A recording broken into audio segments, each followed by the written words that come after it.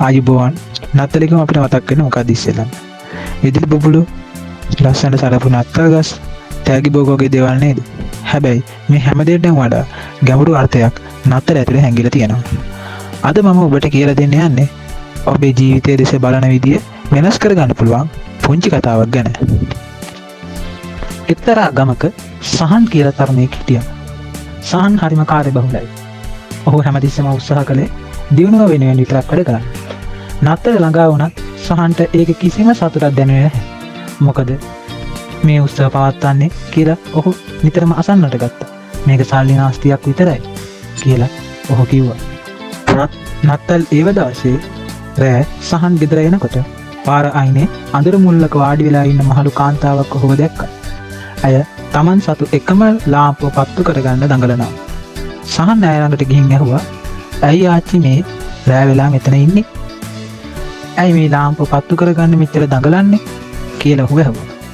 ඒ මහලු මව hina වෙලා කිව්වා, "පුතේ, මගේ ඇස් දෙක පේන්නේ නැහැ. හැබැයි මම දන්නවා මේ පාරේ ලොකු වලක් තියෙනවා කියලා. මේ ලාම්පුව පත්තු කරගෙන ගන්න මට පාර පේන්න නෙමෙයි.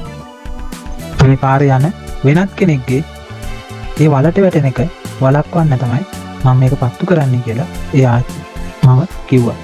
සහන් මොහොතකට ගොළු වුණා. Tamanගේ සතුට ගැන විතරක් හිතපු සහන්ට Tamanට කිසිම ප්‍රයෝජනයක් නැතිව අනුන් වෙනුවෙන් ආලෝකය දෙන ඒ මහලු මව ලොකු පාඩමක් ඉගන්නුවා. මිතුරනි, නත්තල කියන්නේ Tamanට තෑගි ලැබෙනකම් බලා ඉන්න එක නෙමෙයි. නත්තල කියන්නේ තවත් කෙනෙකුගේ ජීවිතයට ආලෝකයක් වෙන්න Tamanට පුළුවන් උපරිමයෙන් උත්සාහ කරන එකයි. ඔබේ ජීවිතයත් ප්‍රශ්න, කරදර, අඳුරු තැන් නැති. හැබැයි මතක තබා ගන්න. ඔබ තව කෙනෙකුට උදව් කරන මොහොතක් පාසා ඔබ තුළ තිබෙන ඒ ආලෝකය තවත් වැඩි වෙනවා. මේ නත්තලේදී අපි තීරණය කරමු.